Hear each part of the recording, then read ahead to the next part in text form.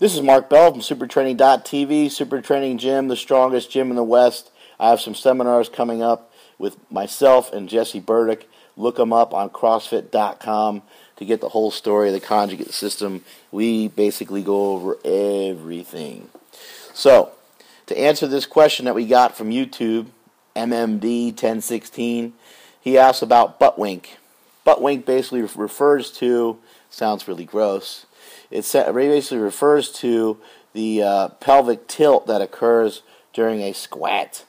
As a person descends in the squat, they're coming down, their butt's kind of coming out a little bit, and then all of a sudden their butt goes whoop, and it makes that noise too, which is crazy. It goes whoop, whoop, and it kind of curls underneath them, and then they're in this funky-ass position to try to get back up.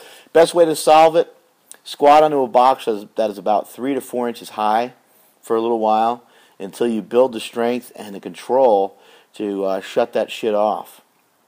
A lot of times what's really happening there is we'll see a loss of positioning in other places. It doesn't normally just kind of pop out of nowhere from the back. It usually starts at the knee. We'll see the knees kind of come in. We'll see the knees come in the back round.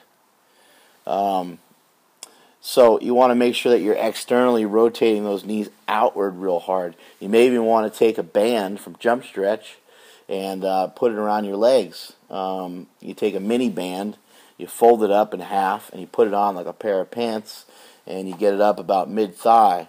You really want to be forcing those knees out hard. You guys are killing me with these questions. Getting tired over here.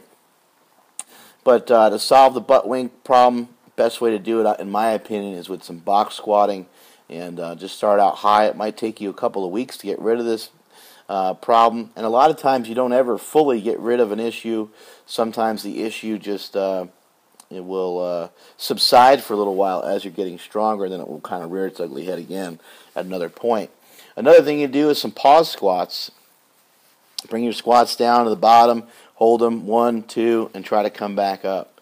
What that's going to do, that's going to teach you good control. It's going to build a crap load of strength out of the hole. You could also squat into some chains. It's been a big thing we've been doing at Super Training lately that we got from my good buddy Donnie Thompson in South Carolina. Squatting into chains, you set the chains up in a power rack. Hopefully you have a power rack at your gym. And you set some chains up that allow you to get to about parallel. Squat down into the chains, rest the weight in the chains a little bit, and pop back up. Shoot some video of it. Having some video of some of these lifts is going to be very crucial to you succeeding and to you getting rid of this butt wink, so to speak. Make sure you're keeping your chest up. Make sure you're forcing your knees out real hard. A lot of times when we see this butt wink, we're seeing a loss of position somewhere else. Knees are caving in. You want to force your knees outward, and you want to keep your back tight, keep your back locked in. You don't need to like overarch or do anything too crazy, but you just want to keep your back locked in.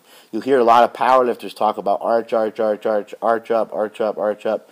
Well, a real powerlifter could only arch up so much. For me, let's see if I can get a little shot of this. Can't really tell.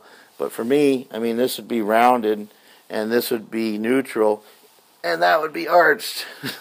The difference between me being neutral and arched aren't all that much different. So when I take a big squat, if I'm going to squat 1,100 pounds, I'm going to have to arch that sucker out of there and try to maintain that position. Really, when I go to unrack it, what's going to happen to my back is going to go from that. I'm going to lose a little bit of positioning there. We all know that weight's going to squish me down a little bit. So I'm going to go from arch to basically neutral. Now I have to try to hold neutral and make the squat. That's it from supertraining.tv. Catch you later.